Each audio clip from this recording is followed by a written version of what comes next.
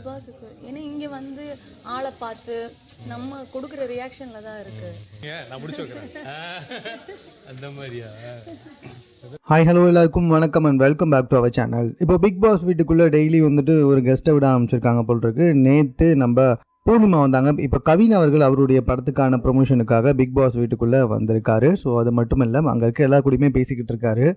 உள்ள பயங்கரமாக எச்ச வேலை பார்த்துக்கிட்டு இருக்கு இந்த சாண்ட்ரா. எனக்கு தெரிஞ்சு பார்வை விட பயங்கரமான விஷ பாட்டில், விஷ ஃபேக்ட்ரின்னு கூட சொல்லலாம். ஆனால் உள்ளே யாராவது வந்தால் மட்டும், இல்லை சனிக்கிழமை எபிசோடில் மட்டும் அப்படியே வந்துட்டு பச்சை குழந்தை மாதிரி பயப்படுற மாதிரியே நடிக்கும். அப்படியே ரொம்ப கேவலமான ஒரு நடிப்பு.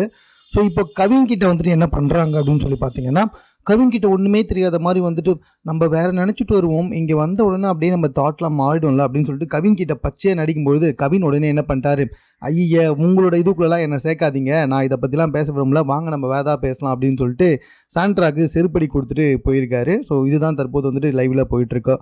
ஸோ மேலும் இது போன்ற செய்திகளை உடனுக்குடன் தெரிந்து கொள்வதற்கு சென்னை சேனலில் சப்ஸ்கிரைப் பண்ணுங்க. இது குறித்த உங்கள் கருத்துக்கள் எதுவாக இருந்தாலும் கமெண்ட்டில் நீங்கள் பதிவு செய்யலாம்.